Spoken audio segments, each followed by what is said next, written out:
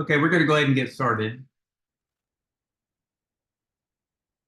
So people are still joining, but my name is Michael Cowan. I'm a member of the Native Plant Society, Georgia Native Plant Society State Board, and also the North Metro Chapter Education Committee, and that is who is bringing you this presentation tonight. So we sent this invitation pretty broadly, so some of you might not be members of the GNPS yet. So I just wanted to say what we do. It's a statewide organization dedicated to the stewardship and conservation of Georgia's native plants and their habitats.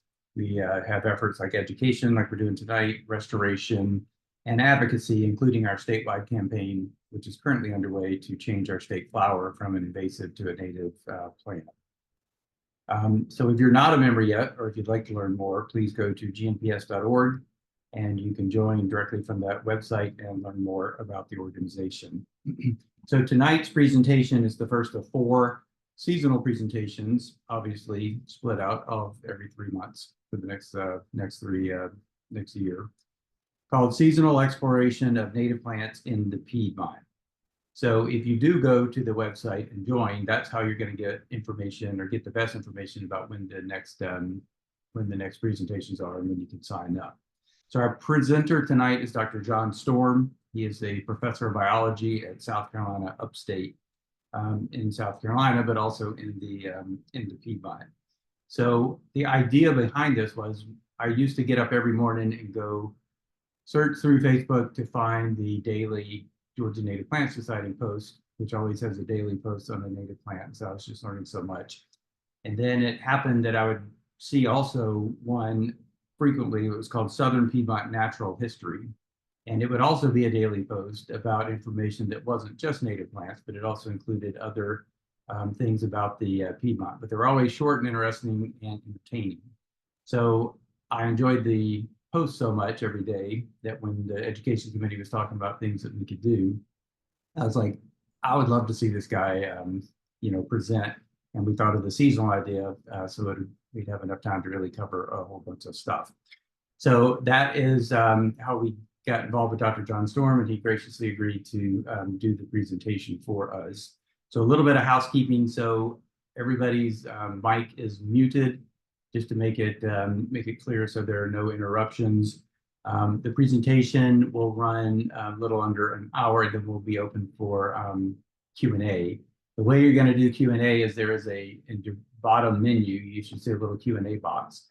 If you have a question during the presentation, type it into that Q&A field, and then everybody else can see the question. And if you like that question, or if you were going to ask the same thing, you can actually vote on it or upvote it.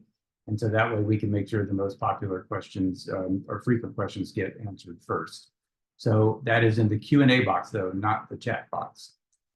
So that's it for housekeeping. And with that, I'm going to turn it over to Dr. Storm. All right. Well, thank you very much, Michael. Greetings, everybody. So I am John Storm. If you don't follow me on Facebook, the place to look is for this name right here in Facebook, Southern Piedmont Natural History. I do Instagram as well, but I post more regularly on Facebook, but I'm trying to get onto Instagram a bit more. So check that out if that's of interest to you. So, and also I'm happy to answer any questions at the end of the talk. So don't be afraid to ask whatever might be of interest related to this talk or other things that might be of interest to you. Let's see here. There we go. So sort of interspersed throughout this talk and in the following seasonal talks, I'll go into things you can do to benefit wildlife in your yard, or things you might notice about wildlife in your yard, like nectaring of wasps and bees on plants in your yard, like this mountain mint right up here. See if I can get my laser pointer. There we go. And I'll also go into other things like just don't be afraid of the natural world. This time of year, I'm sure some of you as well see these terrible pictures of snakes being held up by a shovel or a hoe or something like that on social media, where people have this unnecessary fear of snakes or bugs or whatever. So I'll go into that a bit as well throughout these talks. So with that, let's imagine a time maybe when the weather wasn't quite so hot. So maybe if we went back to spring, like May, and you think back to those cooler times when the tulip poplars were in bloom like we have right here. This is the tulip tree or yellow poplar, some people call it. Uh, it's a member of the magnolia family. It's not actually a poplar, even though some people called it a tulip poplar tree. And back in May, the flowers looked like this right here. Now, you wouldn't see that out there today. If you went and looked at a tulip poplar today, you would see a remnant of that flower, part of what was the flower, with this structure right here. And that's going to continue to mature and change over the coming months and into the fall. But let's kind of go back in time here a bit to what that flower looked like in the spring and then how it's changed into what we see today. So this picture shows you what that flower on a tulip poplar or yellow poplar looked like back around May or maybe into June, depending on the part of the state that you're in. And on this image, I took off one side of that flower so you can kind of see into the flower here. So to give you some orientation to what you're looking at, that's one of the petals on top. There's another one down below with that sort of orange base at the petal there. And that flower has both male and female components to it. Part of what it has for that male component is this sort of brownish tip. It's sort of like a stretched out match, and that's called the anthers. Those are part of the male part of that flower, and what those anthers do is they produce the pollen that are going to fertilize other flowers. So that's the anthers. If you look in the middle of that tulip poplar flower, it kind of looks somewhat like a corn cob or something like that, an ear of corn in a way. Those are dozens and dozens of these female structures called pistils. Each one's one pistil, and there's dozens of them in that central part of the flower, each of them with a little brown curled tip called a stigma.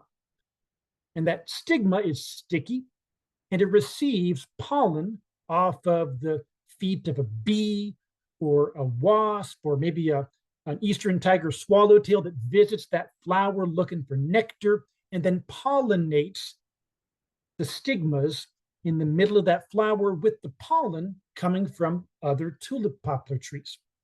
So that's the pollination process that was happening back around spring. If you looked down onto that flower, a bit more like how you would typically see it, I presume many of you probably don't dissect the flowers to look at them, although some of you do. That's a great way to learn about the anatomy of the flower.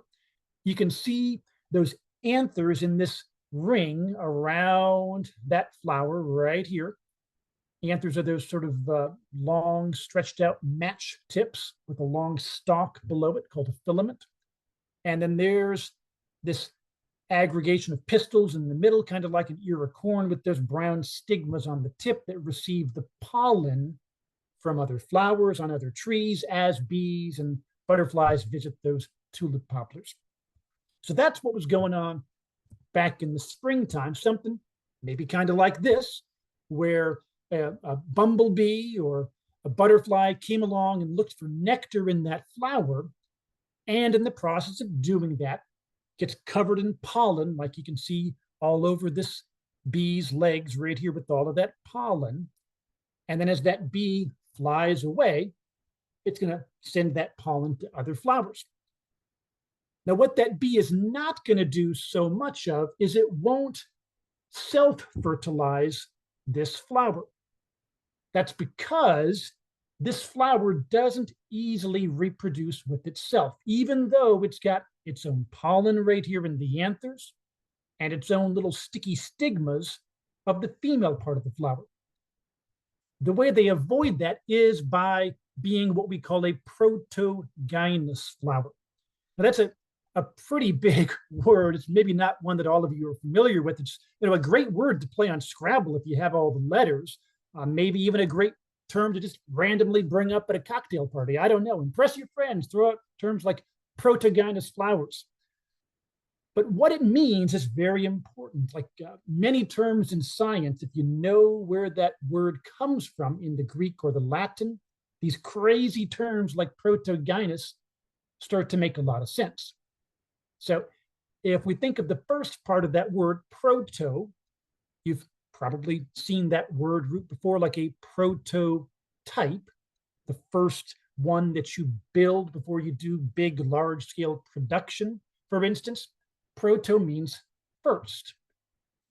Gyne refers to woman. So that tells us something about these flowers. They produce the female part first. It matures, receives pollen from flowers on other trees primarily, and then they become unreceptive. And then the male parts mature. Those anthers are mature, they're releasing their pollen, but it's long after those stigmas have stopped receiving pollen and they don't self-pollinate. They don't mate with themselves. They mate with other flowers on other trees. So that's the flower timing on these tulip poplars. Shortly after they flower and do their cross-pollination, around late May or so into June, the flowers drop those anthers. So you can see many of those anthers right here, these sort of light brown structures curling up, drying. The petals, which are right here, start to drop and fall off of the flower. And so what you're left with is what we see out there on the tulip poplar today.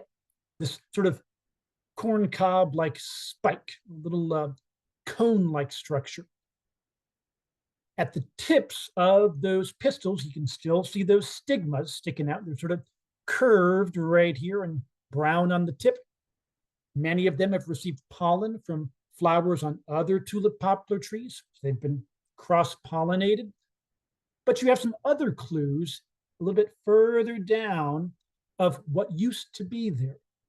So if you look down just under those female pistils, you can see these spots where the stalk, the filament that was below those anthers, broke off.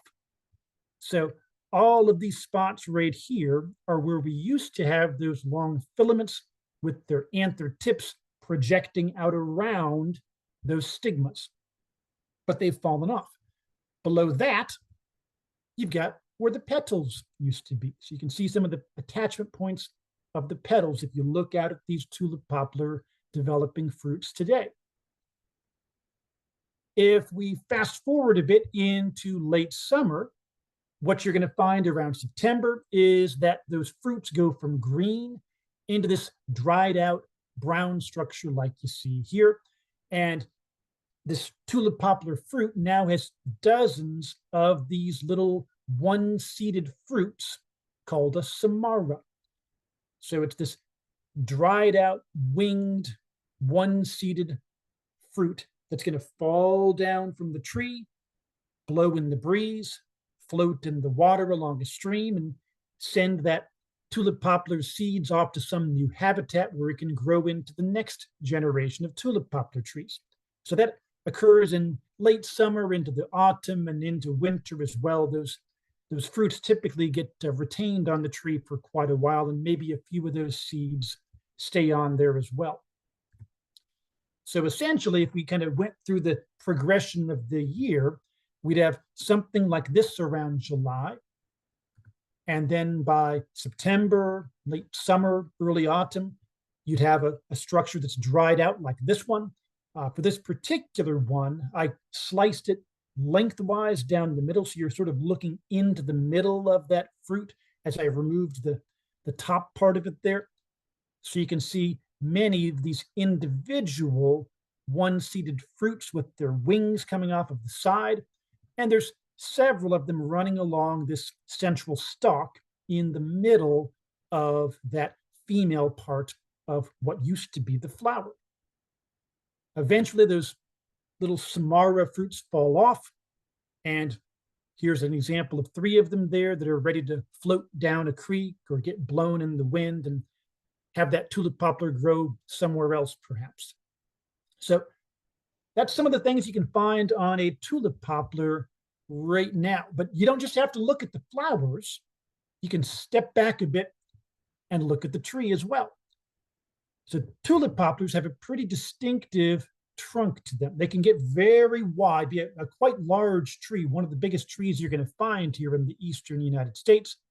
But that bark also has a very distinct look to them. They have this sort of like these parallel furrows running down the trunks, like you can see right here.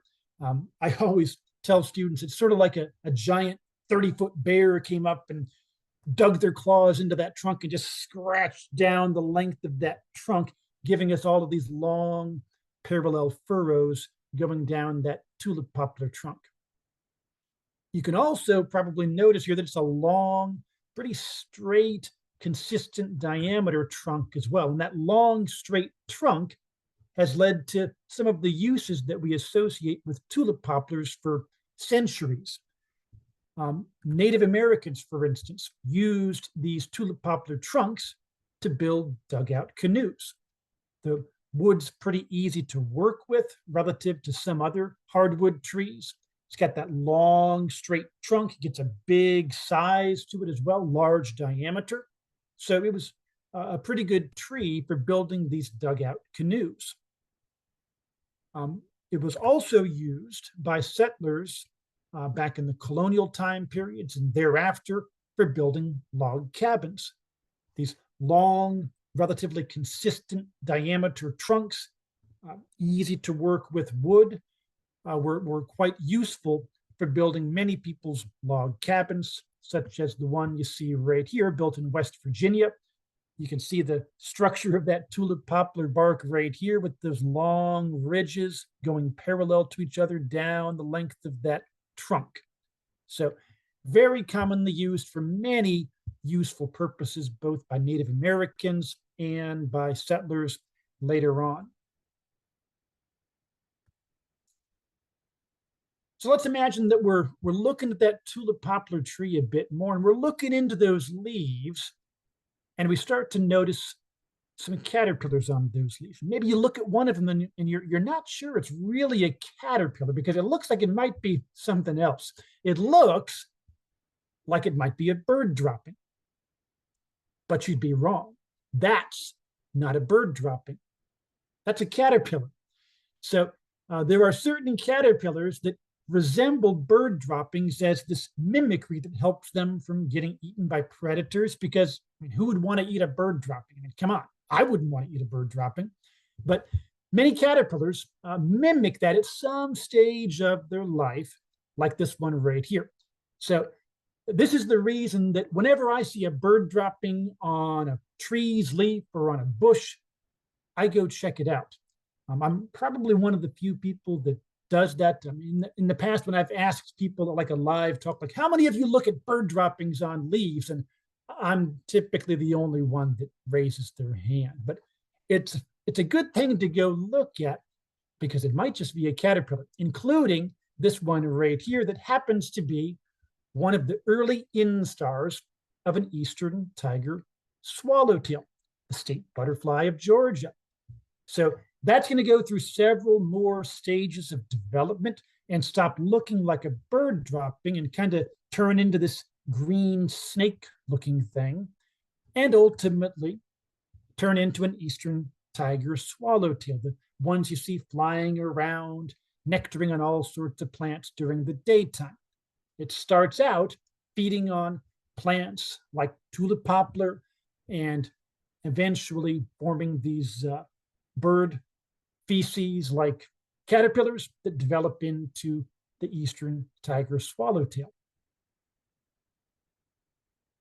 Here's another one you might find looking up at a tulip poplar, although you'd have to get typically pretty high up. So these caterpillars are not one you very often find simply because they tend to be at the very top leaves of the tulip poplar tree.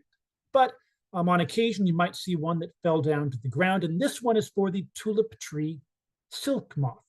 It's one of our large silk moths looks like this when it develops from its cocoon, and also feeds on tulip poplars. So that's one of its main sources of food is the leaves of those tulip poplar trees as a caterpillar. Another one you might find is the tulip tree beauty moth. This one's a bit more broad in diet than the tulip tree silk moth, which really just goes after tulip trees. You might find this one on sassafras as well as other types of magnolia trees, but it has this characteristic green look and typically this bulge up near the front of its body right here on the tulip tree beauty moth. And they're relatively abundant to find, but you might find them more often as a moth than as a caterpillar. Their moth looks like this right here. It's a pretty common moth to have come up to your porch lights or something like that if you were to have them come on as a motion activated porch light or something like that. So this scalloped edge to the hind wing, like we see right here, where it waves back and forth, these wavy lines of dark brown and sort of a lighter tan, that's a tulip tree beauty moth that developed from that caterpillar. Now, something else you can see with this moth is I've got both the male and the female here. So the female's on the left, male's on the right. And if you blow up the head region, you can see how I can tell the difference between the two. It has to do with those antennae. So for female moths, the antennae tend to be pretty small and thin and not very big and feathery. Whereas on the males, those antennae tend to be much bigger, more feathery, and just very broad, lots of surface area to the male antennae. And that's for a good reason related to their biology. So the way it works in the tulip tree beauty moth and other moths is that the females release pheromones, these chemical signatures of, hey, I'm ready to mate, it's my calling time, come find me. And those pheromones get released from these glands on their abdomen, and then off they blow in the breeze. But the males have to be able to detect them. It's a species-specific pheromone. So that male tulip tree beauty has to be able to find that female's pheromone signature in all of the other smells that might be out there in the nighttime, and know that it's the right species as well. But this is a tulip tree beauty pheromone, the same species as me, and then pick them up with little receptors on those very large feathery antennae. So it looks something a little bit like this right here. I've got my male moth down here in the lower right with its big feather-like antennae. And then up here, I've got the female moth with the more narrow, thin antennae. And she's going to release some of her pheromones, but there's going to be other chemical signatures coming out there as well. So it might look something a bit like this. We've got some of these brown pheromone chemicals coming out of the abdomen of that female. But there's other moths trying to mate too, like this rosy maple moth giving off their pheromones. We've got to distinguish that from tulip tree beauty. You might be out there grilling and roasting peppers and tomatoes to make your world famous salsa, and that's giving off its odor chemicals. So this male tulip tree beauty moth does quite a bit of distinguishing to do here to tell the female pheromones of tulip tree beauty from all of those other odors, be it a rosy maple moth's pheromones or some other species of moth or any other smell that's out there in the environment. But that specificity is how the male moth finds the female moth for mating. It's not visual cues during the nighttime. It's chemical smells picked up by their antennae. It's analogous to what we might do with our sense of smell with our nose. They just do it with their antennae. So that's how male moths find the females for mating using those pheromones and why the male and female moths look a little bit different from each other with those antennae, big and feather-like on male moths relative to females. So let's say we've kind of walked off from our tulip tree here and we're looking at other things around in our yard or off in the woods, and we come across this. Now, this is something we've never seen before. We're like, what in the world is this thing? This is crazy. I mean, it looks like something you'd find at, the Georgia Aquarium, maybe a sea anemone there at the aquarium, or a starfish, something like that. And you're kind of close in the name here. One of the names for this fungus is the anemone stinkhorn, because if you look down at it, it kind of looks like a sea anemone from off in the ocean. Another name for it is the starfish fungus, which you can probably guess where that name comes from as well. So these are not terribly common fungi to find, but you're starting to see them more and more often across the Southeast. There's several sightings reported on iNaturalist for them in the Atlanta area. So keep your eyes open. You might see some of these around in your yard or off on a hike sometime.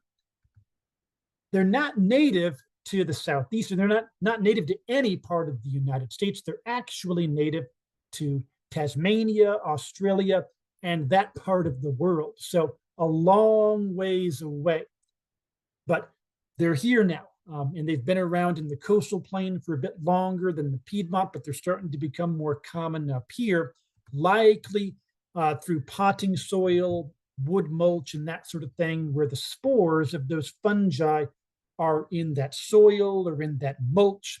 And then when you buy it at the store and put it out in your yard with the appropriate wet weather, those fungi might come up in your yard, even though they're native to the other side of the world. So how do they do this? And why do they have this brown sticky stuff all over them? Well, as I mentioned, it is a stinkhorn fungus, and they live true to their name. They stink. And that's what attracted this particular fly here to the fungus. That's how they disperse themselves. So that brown sticky mass has an odor to it like rotting meat, or just a smell of death, some stench that probably is not something that you're going to think smells very good, but it does attract flies. So flies come into that rotting smell of feces and rotting meat, and they think it just smells great. This is, smells like death. I love this stuff. And so in comes the fly to eat that mass of sticky material full of the spores of that fungus. The spores are the dispersal structure for that fungus to get from where it is in the mulch, where it grows right now, off to wherever that fly grows to or goes to as it flies around. So as this fly here takes off and goes to another habitat, lands in some mulch, a bit of that sticky brown spore mass that's on its mouth or on its legs goes onto that wood mulch. And now you've got an anemone stinkhorn growing there, perhaps, if the conditions are right. So that's how they disperse their spores to new habitats, and they pop up in your yard suddenly one year when you'd never seen a starfish fungus or anemone stinkhorn before in your yard.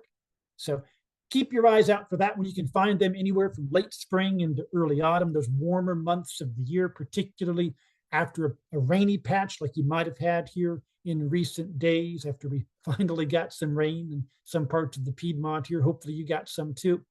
So keep your eyes out for those anemone stinkhorns.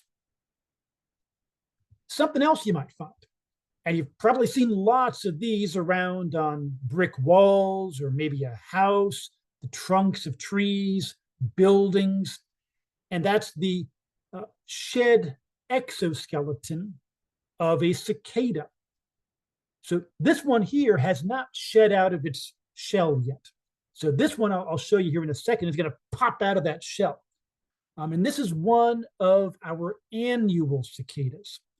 It's different from the ones you heard a lot about in the news this spring with the 17-year cicadas and the 13-year periodical cicadas. This is one of our typical standard see them every year, hear them every year cicadas, of which we have several species. And they develop down in the soil, feeding on the roots of trees like oak trees and the roots of grasses. And that takes several years for them to grow and develop, but there's always some of them coming up on any given year. So they are an annual cicada because there's always some of these cicadas coming up every year, even though it takes them a few years to develop. They don't all come out in mass periodically, like 13-year cicadas and 17-year cicadas. So if we look at this 2-hour time lapse, we'll see this particular one coming out of that shell after it had crawled out of the ground from feeding on the roots of an oak tree for a few years, crawls up the side of your house, perhaps, grabs onto that brick, and then it does this.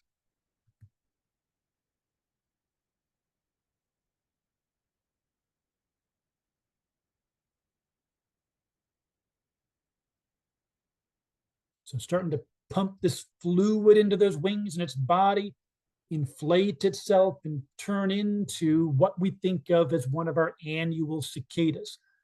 They're typically very light colored when they first emerge, but give them a few hours and they'll get their more characteristic colors of whatever particular species they are. And then they leave behind that shed exoskeleton from their molting process right there. And you can find those all over probably. When I was walking my younger daughters to elementary school, they always liked to pick up as many of them as they could on the walk to school. So we'd walk in and we'd end up having 15 cicada molts that they'd have in their hands. That's where we're walking off to school here with today's aggregation of how many cicada molts we can find walking into school. So after they get their colors, they look a bit more like this.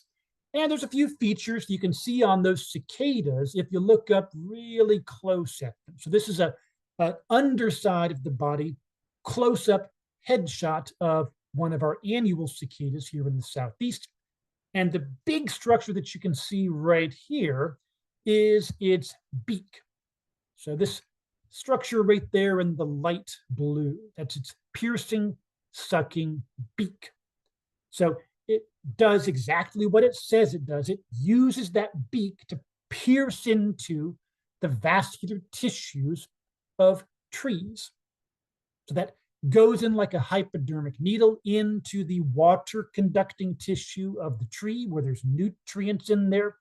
And then they take those nutrients into their body, and that's their source of energy, whether it's a nymph or one of these adults that might live a few weeks and mate with that piercing, sucking mouth part, that beak. That's how they get their energy to develop and survive as an adult. Once they're an adult and you look on the front side or the top side, they look a bit more like this one right here. This is one of our native annual cicadas that you hear every year. They're just starting to call right now, but they'll get more common once you get into August and into September. And that's the scissor grinder cicada. So it looks like many of our other cicadas with this kind of gold color and green and black and some spots of white. And they're going to make their characteristic sound that kind of sounds like somebody taking a whetstone and cranking it with a pedal crank maybe and grinding a pair of scissors to sharpen them with that sound of scissors being ground and sharpened. So that's where its name comes from. And so listen for that sound around August or so. Where it produces that sound is with these little membranes called tymbals. Unlike the periodical cicadas where you can see the membranes on the side of the body, Our annual cicadas don't have timbal membranes that you can see. But if you did look at the underside, like this image on the right side, you can see the timbal covers. It's those structures right there in the peach color. And it's below those timbal covers that they have the actual vibrating timbals that make the characteristic sound of a male cicada for that particular species. So it's those vibrations from muscular contractions that give them their particular sound. One of the ones you can hear a lot of right now, and it's been going for maybe a month or so, and will continue to call for the next 6 weeks or so, is the call, or excuse me, I should say the song of the male swamp cicada. So they sound like this right here. So if you turn your sound up, you should hear the sound.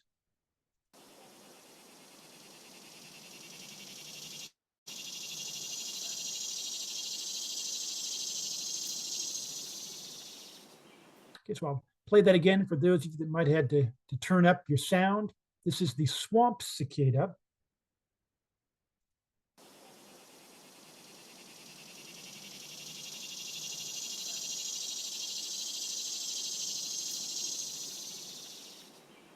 So this is a really common sound to hear in yards this time of year, parks, woodlands.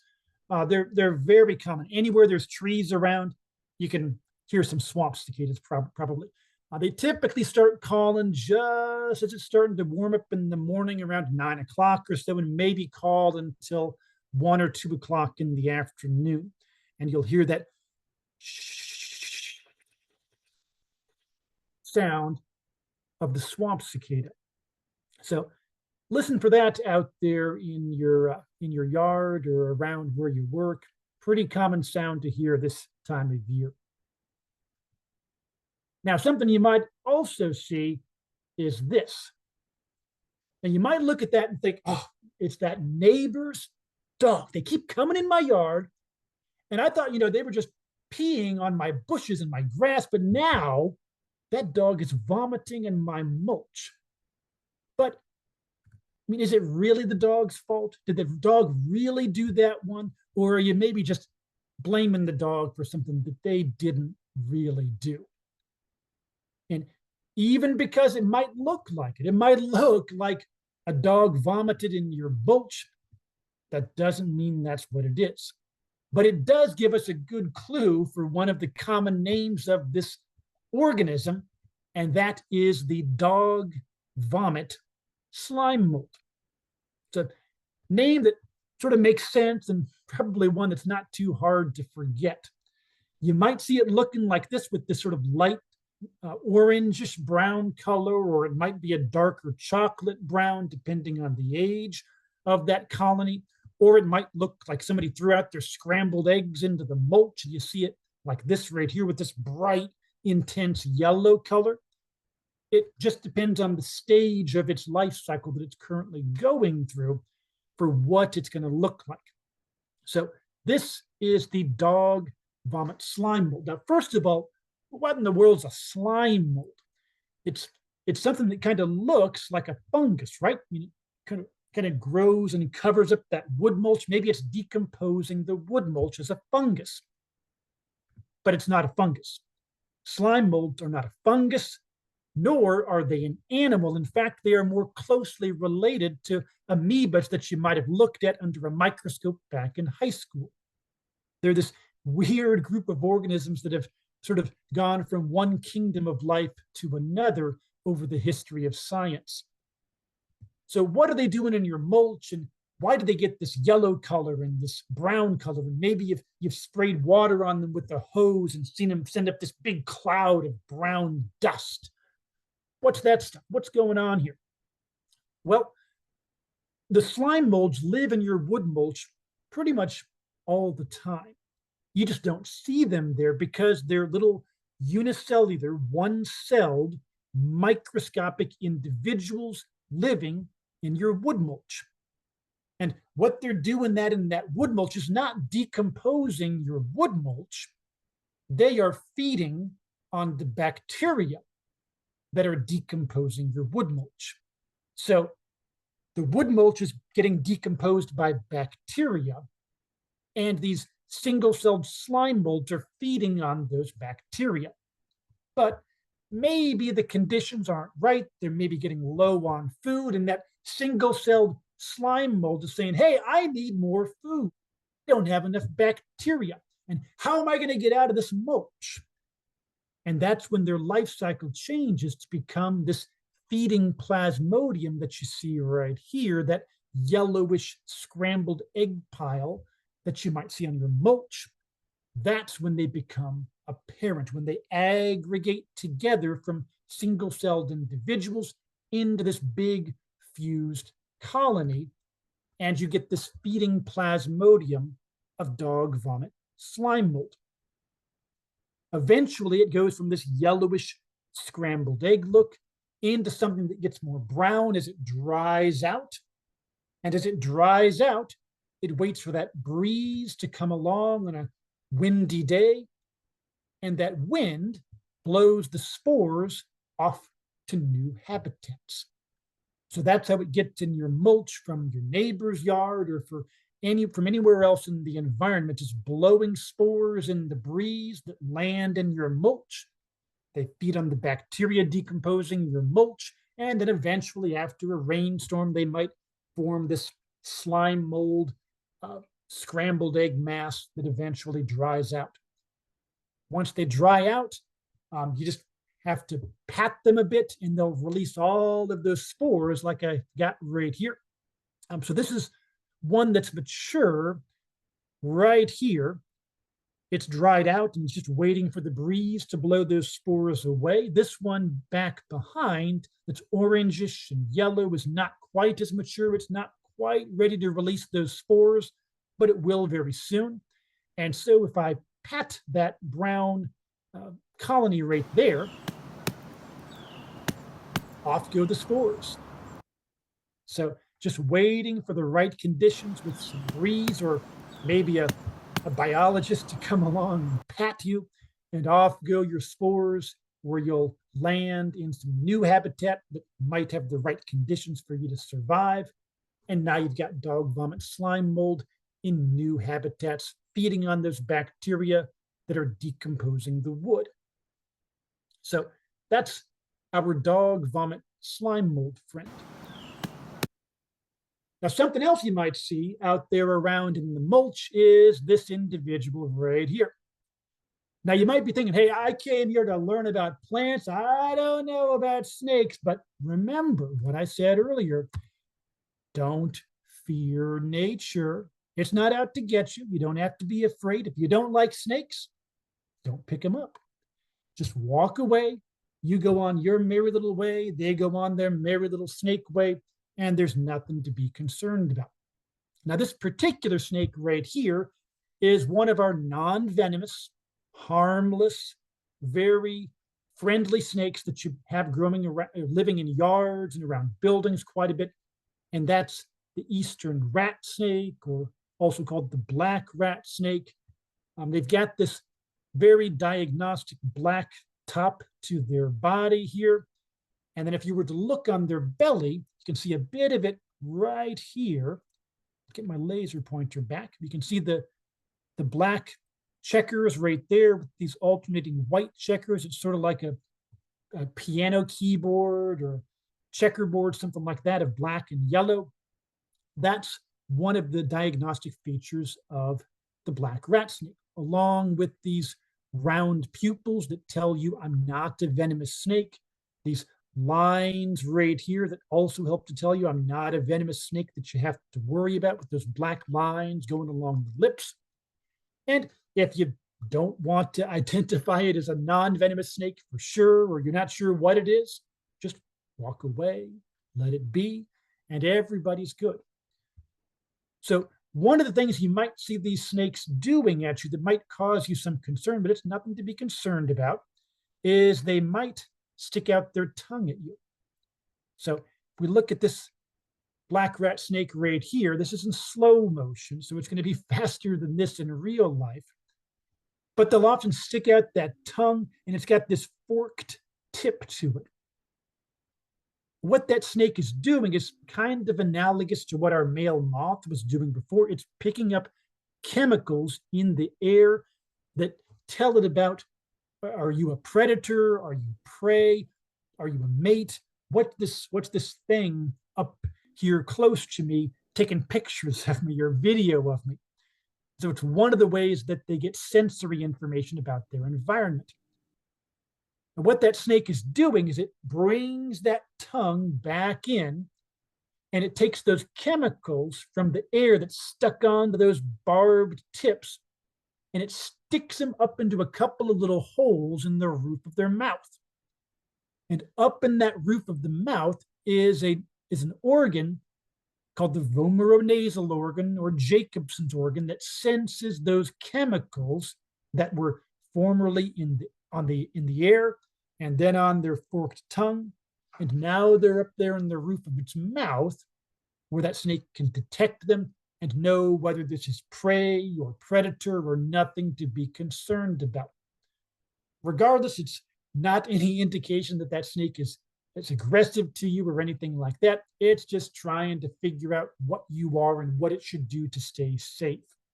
So that's our snake friend, the eastern rat snake, or black rat snake. Very friendly snake. You can pick them up and nothing to worry about. They're just going to twist around your arm, musk you a bit so you kind of smell like a snake, but you'll leave completely unharmed.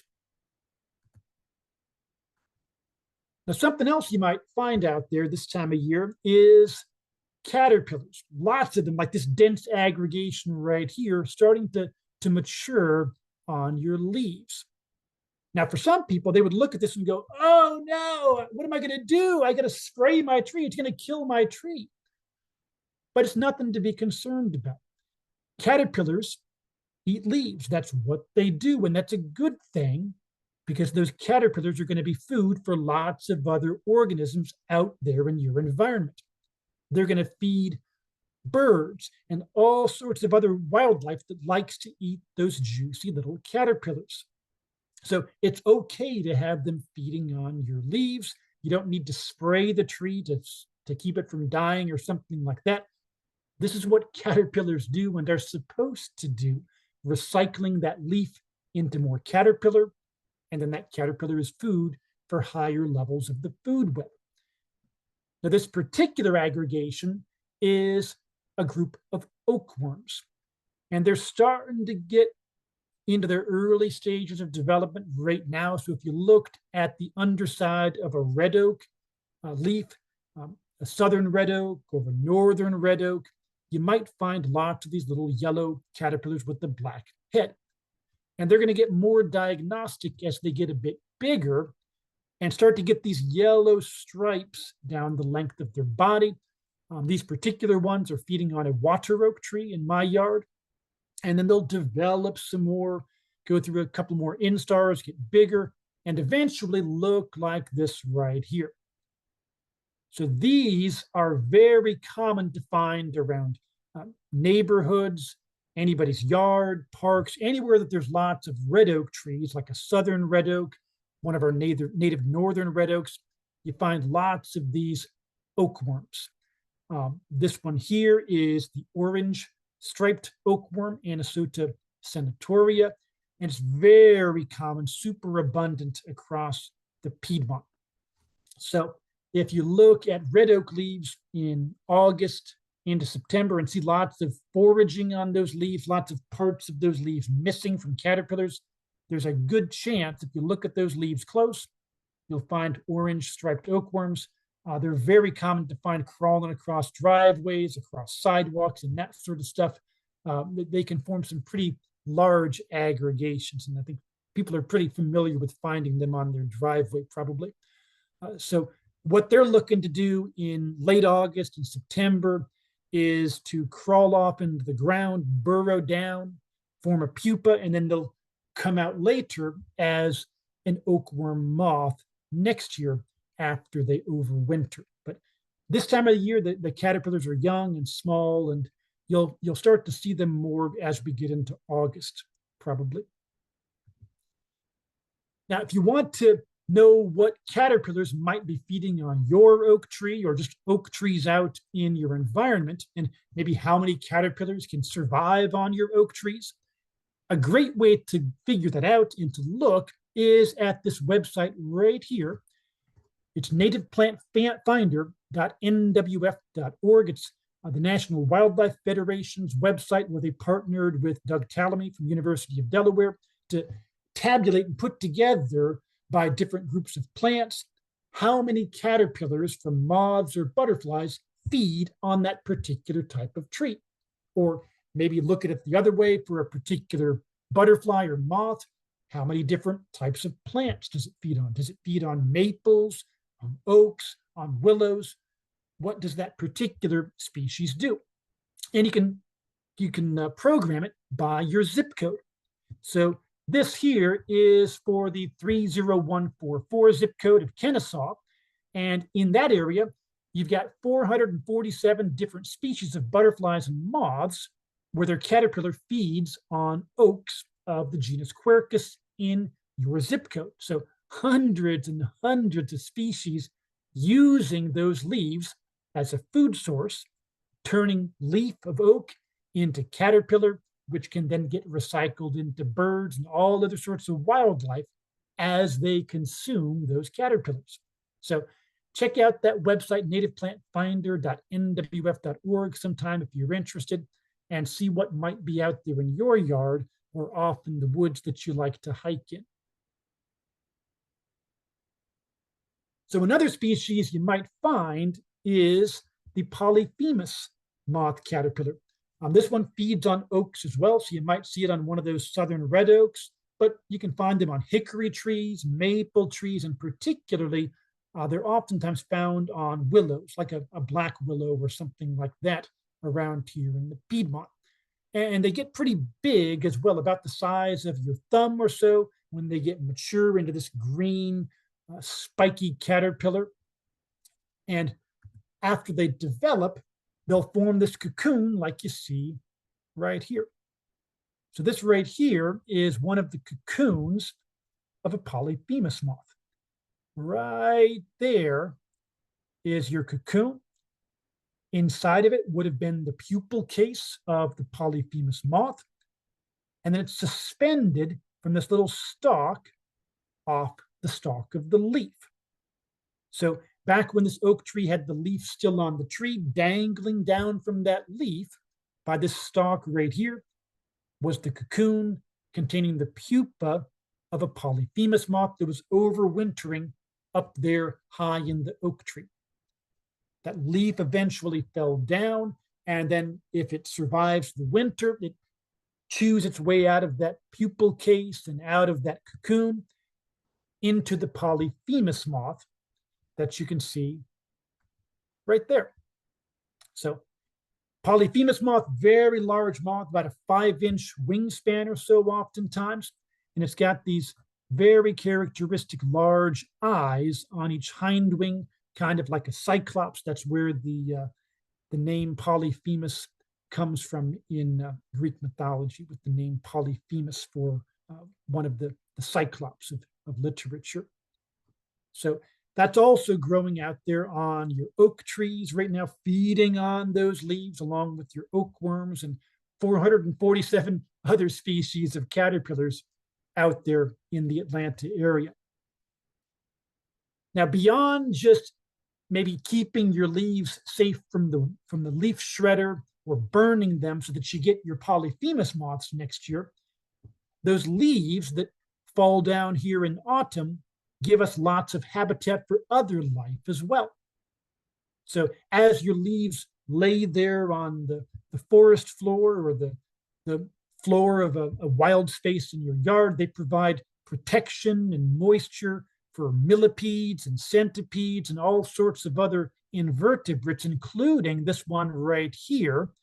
This is the overwintering larval form of a firefly. So we're probably all very well familiar with the adults, like this firefly right here that might be starting to flash out in grassy yards in your area right now. But last winter, it was under the leaf litter like this larva right here. But for it to survive the winter, it's got to have food and moisture and cover that protects it from those extremes of the cold and all, and gives it that food that it needs to survive the winter. Leaf litters is a great way to help make sure that you have that, so that next year you get those fireflies out there flashing around in your yard in the evening time. So that's my talk for today. If you come to my next one in autumn, we'll start to talk about some of the things that you might see later on in the summer as we get towards early autumn, with things like fields of goldenrod. Now, when you see a field like this, you might look at all those goldenrods and think, oh, no, I don't like those things. They get my allergies going. I've got sneezing and my eyes are all itchy and my nose is stuffed up. And we'll talk about how the goldenrod is not your problem. There's nothing that you need to worry about from it. It's not going to make you sneeze. So we'll talk about what actually does cause that. So don't cut down your goldenrod thinking that you're helping your allergies. They're a great, great plant to keep to support butterflies and moths, like the 92 species of moths and butterflies that have caterpillars that feed on goldenrods in the Atlanta area, and tons of pollinators from wasps and butterflies and moths and all sorts of other invertebrates that come onto those goldenrod plants. So we'll talk about that next time. In the meantime, if you want to keep on learning, feel free to check out my social media on Facebook or Instagram for Southern Piedmont Natural History. I write about something every day, be it a plant or a fungus, a slime mold, a snake, a turtle, whatever it might be, sounds of nature that you're going to be hearing here, like scissor grinders, cicadas, as we get into August. And it's also tailored to the Piedmont and things that you tend to find that time of year. So if you see that pop up on your feed in the morning, you might see that plant or hear that sound and go, that's what that is. I've been hearing that. What is that thing? Oh, that's a yellow-billed cuckoo, a rainbird. That's what that sound is. And learn a little bit about what that organism is. So with that, I'd be glad to take any questions that you might have about this presentation or other things. Feel free to ask whatever is of interest to you. All right, thank you. We do have a few questions already and some more coming in. So if you do have a question, go to that Q&A box down at the bottom menu and type it in there, and then we'll read those and have them all answered for everybody. But first one, Zach asks, invasive fire ants, invasive earthworms, invasive isopods, invasive spiders, how much of a problem are they in our native plant gardens, and should we control them, or should we even try to control them? Okay, yeah, so, I mean, for things like earthworms, pretty much everything that you're going to turn up for the most part is going to be a non-native earthworm, and there's probably not much you can do for control for them easily. But for some things, like an invasive plant that you've got in your yard, be it Japanese honeysuckle or some Chinese privet, kudzu, English ivy, vinca, it's not going to be easy to get rid of them.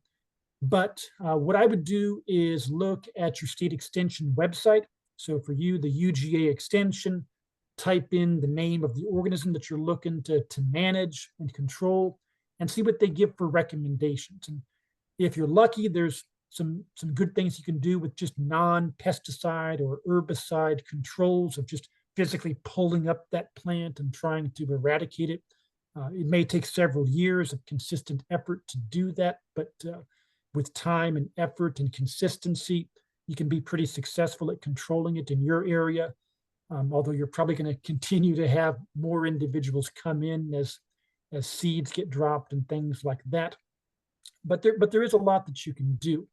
And also, as you try to control them, put in natives that can maybe try to hold them at bay. So, for instance, in my yard, I've got vinca that's out there in the wood mulch under the bushes and spots, and I pull a little bit up every day and stuff. And I've tried to get partridgeberry to establish there, which is another ground cover, but a native one. It doesn't grow fast. Michella repens is is the scientific name of partridge berry. It doesn't grow fast, but it does establish pretty easily. And I've found that if I pull back that vinca and the partridge berry is given some place to grow, it can outcompete the vinca pretty well if I just give it a chance and have some patience. So check out the extension website, see what other tips you might find out there online. For certain things, like when it comes to invasive spiders like the Joro spider, which I'm sure you're all seeing around there in Atlanta, there's not much you can do for that. There's just so many of them. The die has been cast and they're here to stay most likely. So hopefully, after they sort of had this initial population explosion, hopefully the Joro spider populations will decrease a bit and we don't find that they are displacing our native spiders like a yellow garden spider or any of other native spiders and taking away habitat from them. We're still kind of in a wait and see mode for what happens with that. If the Joro spreads, I think it's safe to say, but in terms of controlling them, there's not much you can do. There are just so many of them. They disperse so well. It's literally impossible to completely get rid of them. But we'll hope for the best, and hopefully it doesn't harm our native species of spiders. Yep, and I would say for all those, if you can control them, you should control them if it's invasive. Next question from Sue. And I should say part of something that comes from that is just to make sure that what you plant is, something native, hopefully, or, the very worst case, if it's not something native, but maybe you want to plant it because it has pretty flowers, make sure it's not something that's invasive and is going to spread into your surrounding environment. That's the worst case scenario there. So make sure you're not planting things like that. Yep. So we got a great question from Sue. She is wondering how the insects locate their host plants. Are the plants sending out pheromones? The plants do send off chemical signals that can be detected by insects. But in general, they can sense chemical cues of their particular host species. So insects can detect chemicals all over their body, on their feet. They can taste them with their mouth, with their antennae. And that chemistry of that leaf, that plant, is something that they can recognize as the chemical signature of a particular host plant. And so hopefully it's one that they are adapted to be able to feed on and they can successfully grow and develop on. But they can detect lots of chemical cues about those plants. Good. So the next one is from Al. It says, what effect does mosquito spraying have on native insects? Yeah, so those mosquito sprays that you might have with people fogging your yard, they are not mosquito specific. They don't just kill mosquitoes, they kill anything else that's going to be susceptible to that insecticide in your yard or in your trees. So they can kill a lot of your invertebrate communities. And part of the challenge with the mosquito sprays is they're not a long-term solution. You spray and you kill off all of your invertebrates for a short while, but next generation of mosquitoes developing in a puddle of water in your gutter or in a log or in a puddle in the road. And before you know it, the next generation of mosquitoes is coming out, and all of that loss of the mosquitoes that you might have had for a day or two, it starts to come back pretty quick through dispersal or just the next generation. So it can kill a lot of other things beyond mosquitoes, with butterflies and moths and beetles.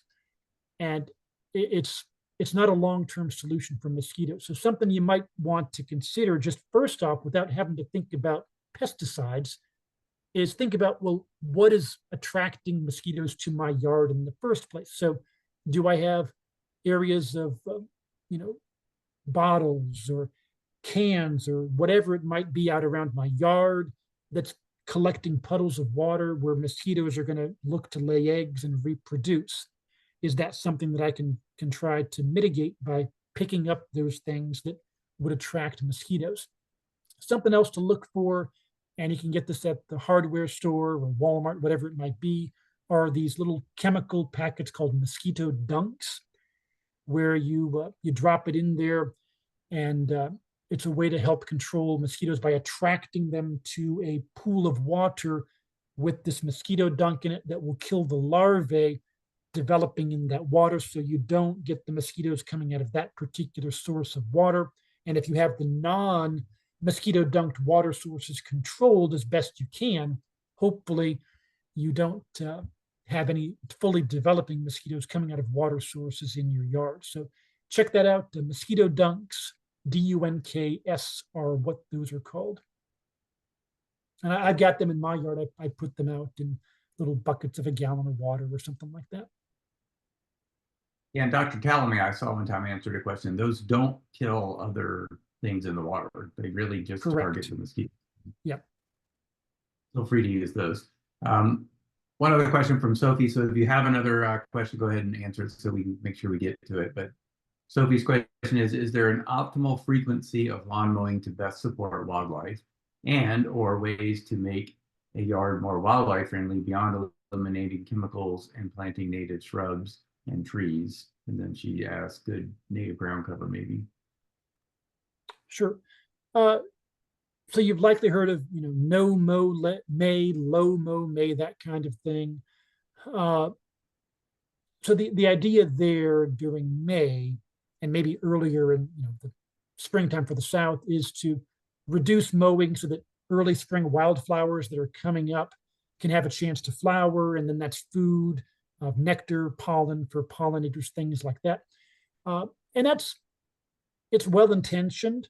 You are providing some nectar for bees and other pollinators early in the spring, even if it's something like a henbit or a purple dead nettle, common dandelion. They are used by several different pollinators. But my philosophy on that is always, it's a great idea. The intent is good. They mean well with low mow May, and I'm not discouraging people from doing it. But if you're going to do that, also think about what you can do to help native plants in your yard, because a lot of the things that are probably coming up and flowering in your yard for a low mow May are non-native plants like a purple dead nettle, a henbit, the common dandelion, things like that. So are there things that you could possibly do to reduce the size of your yard, to put in more native plants that might both support pollinators with their nectar and their pollen, but also they provide a food source for caterpillars? So you can look and see what would suit your particular yard scenario for sunlight and moisture and soil type on lots of different websites. There are some at UGA Extension that give you that information. North Carolina State has a great website for finding that information as well on their plant toolbox, where you can say, I'm in the Piedmont region, I've got a shady area that gets 8 hours of sun a day. I want it to be deer resistant, and it'll give you some suggestions of things that would grow well in North Carolina, and maybe that would work well in Georgia as well. So those are things that I would consider as what can you do to bring in more native plants as best you can to provide both nectar, pollen, and also food for caterpillars in your yard. And that's just, you don't have to do it all at once. A little bit every year that's manageable for you financially, time-wise. Any little bit you're doing to help out is better than it was before. So hopefully that answers your question some. And I would say, as a native plant proponent, you don't have to be anti-lawn. It's just people have too much lawn. So yeah, so you can have a lawn, but my goodness, you don't need acres and acres. You don't need to see 150 yards off to your house in the distance or something like that. And people do need yards for your kids to play in, or for you to walk around, and you might need it for a septic field place where you don't have roots growing, bushes and trees and things like that. It's not anti-lawn completely, but maybe not quite an expansive lawn of look at my house from 200 yards away kind of philosophy. Yep. So I wanted to follow up on one question that I had. and I heard this from somewhere sometime, and I don't remember who said it, but that fireflies are associated with pine trees. That you need pine trees to have fireflies. Is there any truth to that? Do you know? I am not 100% sure on that. Not to my knowledge. I could be incorrect, but I'd have to do some literature searching on that. But I don't think so. Yeah. I think that would probably be a myth, but uh, it may depend on the species of firefly. But I don't think Right. that's correct. But wouldn't want to say for sure. Okay. And so Camera has asked a question: what native ground covers are good for large expanses of land currently invaded by English ivy? So an English ivy replacement. Hmm. Yeah. So one thing to consider would be like a partridge berry, like I mentioned before. It does stay evergreen through the winter. Uh, Gets pretty flowers around May, pretty little red berries that are there for a good chunk of the year. It doesn't grow very fast though, so it may not suit your needs per se. Uh, what some people are encouraging and using are sedges. So you may do some searching around for sedge yards or sedge ground cover. Does that work for maybe a part of your yard or something to consider in a more expansive role? So that's something to look into. I do know for the North Carolina State University Plant Extension Toolbox website, you can select like ground cover as a particular type of plant and then search for native ones that maybe they like full sun or shade and see what the choices are. What do they suggest as possible plants to consider? And I would always encourage you to use that as your guide first, because what works as a good ground cover in somebody's yard wouldn't necessarily work well in yours because of your light levels, your moisture levels, your soil type.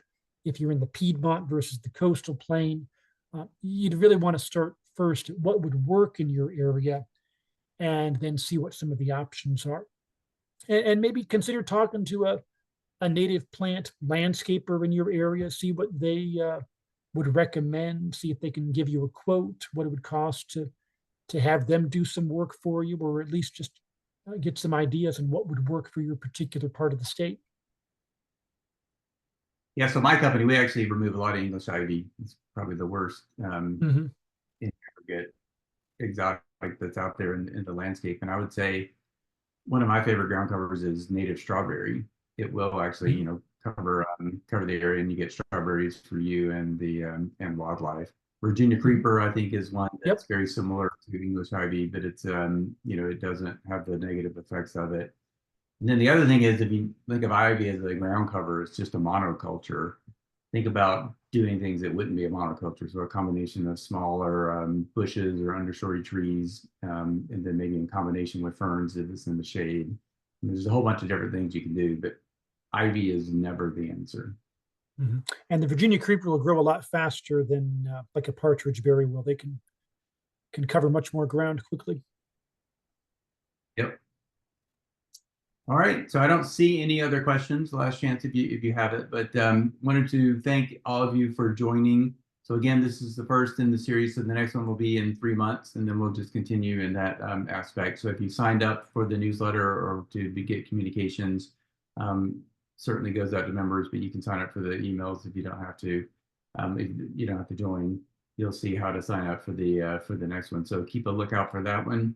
And then we've also recorded this presentation tonight. So it will also live out there on the GNPS website in the video library. So look for that in the next few days. So thank you again, Dr. Storm, for this presentation, and thanks again for everybody who joined. Okay, thank you very much. Glad to be here, and I look forward to the next one. All right, thanks.